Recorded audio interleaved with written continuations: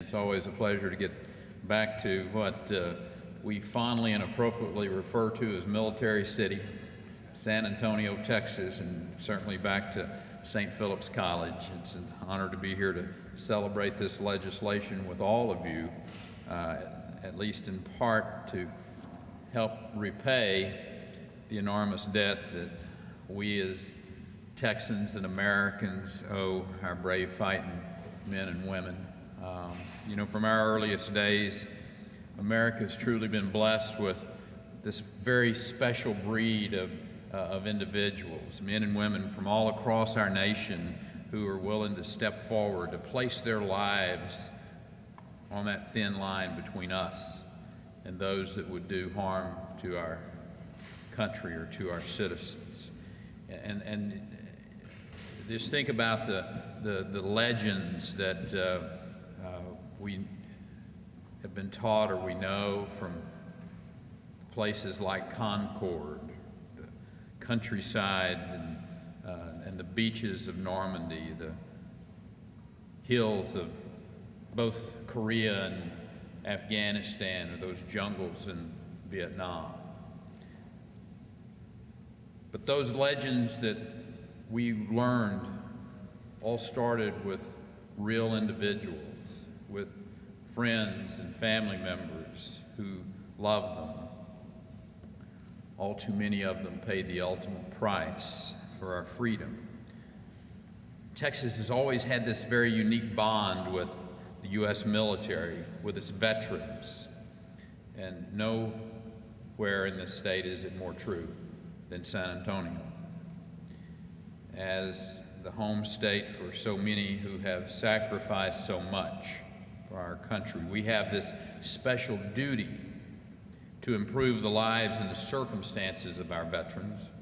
And this legislative session, we again made strides toward fulfilling that duty. The 82nd legislature passed, and I had the honor of signing legislation making it easier for active duty military members to vote. We also extended the property tax exemption for fully disabled veterans to their surviving spouses.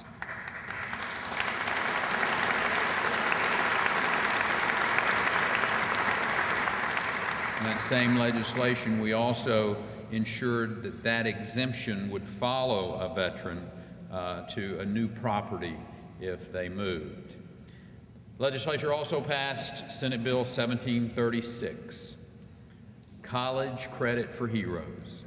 It was authored by an individual who I have had more than one opportunity to either stand on a stage or be surrounded by men and women who wear our uniforms, who truly, this is one, I will tell you, one of the individuals that I admire as much as anyone in the Texas Senate, because I know where her heart is when it comes to our men and women in the military, and that's Senator Van de Putte.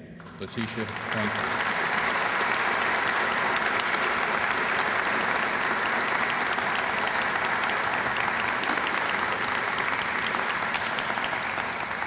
I don't know whether that's an angel that you have on today, but it certainly could be, because she is an angel to the men and women of our armed forces. And this bill does exactly what it says. It's in helping to determine the best way to give college credit to our veterans for the training and the experience that they've already learned in the military. And those experiences and those skills our veterans bring back from service are very valuable, and they're all too often untapped by our communities, by our labor force. College Credit for Heroes will help them graduate more quickly so that they can put those skills to practical use back home, saving them some money on tuition. And their colleges, I might add, get to save the resources that they've invested in teaching them something that they already know. That's why we launched this idea a year ago, as the President and the Chancellor both shared with you in this very location. It's why I promoted it in my State of the State address. last February, and it's why I'm very proud that the legislature worked to pass this important bill into law. And now I'd like to bring up a man who has served his country in the military during the Vietnam War and currently serves as commissioner with the Texas Workforce Commission, and that is Ronnie Congleton. Ron?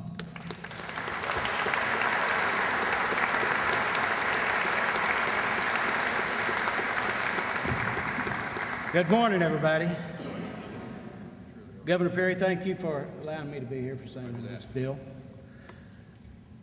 The College Credit for Heroes legislation, SB 1776, provides Texas veterans an opportunity to maximize training that he or she performed in the field and can transfer these skills into academic credit colleges, or college credit, excuse me. Our veterans and service members bring our communities and our employers a wealth of knowledge and experience from their military service. With this legislation, we are able to give our veterans and service members a greater opportunity for successful transition into civilian life. The Texas Workforce Commission will be working with the Texas Higher Education Coordinating Board, other state agencies, including, I'm sure, TVC, Texas Veterans Commission, to accomplish, as well as the community college, and accomplish the intent of this bill. Recently, TWC awarded $3 million in grants across 7 community colleges participating in the College Credits for Heroes program, which includes San Antonio Alamo colleges. Projects they will provide models for awarding college credits by evaluating military training, including testing and assessments, and the other colleges can replicate. Projects will focus on allied healthcare, emergency medical services, and registered nursing. In closing, this is a program I could have used when I came back from my second tour in Vietnam. Fortunately, we've got it for you now. So from one old veteran to all you younger folks, thank you for your service. God bless you. God bless the great state of Texas, and God bless our country. Thank you very much.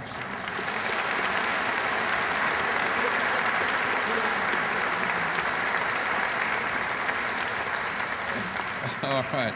Mr. Commissioner, thank you, and I really appreciate your friendship through the years and your continuing to serve on the commission and your service to our country. And now I'd like to bring up someone that really worked hard on this piece of legislation, and I might add many others during the session. Your hometown senator and a great patriot in her own right, Senator Leticia Van de Putte.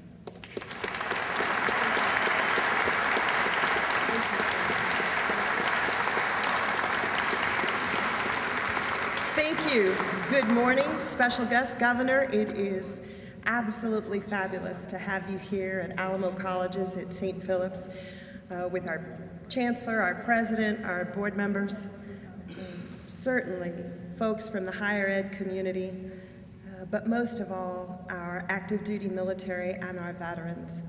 You know, I am so blessed to be in the Texas Senate and thankful to Lieutenant Governor David Dewhurst, who has charged me now with my 4th legislative session of chairing the Senate Committee on Veteran Affairs and Military Installations. And our goal is simple. We want to be the #1 state in the entire country for active duty military and their families, and for veterans and their families. That's our goal, and we're working toward it.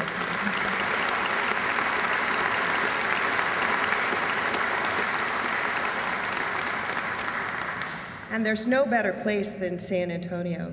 You see, all Texans are grateful to those brave men and women who generation after generation answer the call to service to our country. And I am particularly grateful to the men and women who lead our veteran service organizations. They show up in Austin, they advocate, they knock on doors. You know, we don't have paid lobbyists when it comes to the veterans community, but I really have to single out and ask them to please raise their hands if they're standing, and stand up if you're here. Those members, and I see Mr. Garza here, those Purple Heart, where are my Loyal Order of the Purple Heart? Thank you. Our VFWs, JR, I know we have our VFWs here. On a statewide, we've got Mr. Morgan Little, and I see James coming, Military Officers of America, and our Veterans Coalition representing, I don't know, 30-some-odd veterans groups. Morgan, will you raise your hand? From the Department of Defense, Mr. Van de Putte, raise your hand. But whether it is disabled veterans, the American Legion, our VFWs, our Vietnam veterans, and this year we really gave a great salute to our Korean War veterans. That's because you have paid the price so that we can live in freedom. But it is today's active duty military and those recent veterans, those brave men and women who are called to fight the global war on terror. We must make their lives as seamless as possible when re-entering civilian life. But we also want to help you succeed if you choose to stay in military life. And so with the constant deployments, I mean, we know for active duty military, you change duty stations sometimes every 2 years, and you can't stay at a university long enough to get that college degree. And so in Texas, with Governor's help, and Governor Perry has been extremely supportive and very strong in this concept of college credit for heroes. We want to make sure that you take the skills that the military gives those service members, the training, the classes, and it is translational, that we give credit for that so that they get a good start with college credits, not have to be duplicated. And we know the military does a great job of training. You know, it's funny, the governor has talked about angels, because James Russell Lowell said, all God's angels come to us disguised. And so when I think about the camouflage, I don't think about a soldier necessarily, I think about an angel. When I see that Navy military white, I don't know that I really think about a Navy SEAL, but maybe some wings, because you are our angels. And when I think about the Marines, especially those units that have taken such harsh casualties in Iraq and Afghanistan, I think they're our angels. And the Air Force Blue, they are our angels, guarding the skies, providing cover, logistics, and support. You see, angels do come to us disguised, and it is our duty, because those military angels give us the ability to live in freedom, that then we become an angel. And it is our duty to be an angel to someone else whenever we can, as a way of thanking God for the help that our angels gave us. And so to our military today, to our veterans, thank you. I am particularly pleased that Governor Perry has decided to be here today. You may not know, but he had a little bit of a back procedure, and you can't tell, I'm a little worried about hugging him because he's got this brace. And this is the first time I think he's ventured out to the public. But I gotta say one thing. Governor Perry is a staunch Republican, and I am a very loud and proud Democrat. But when it comes to our military, we are hand in hand.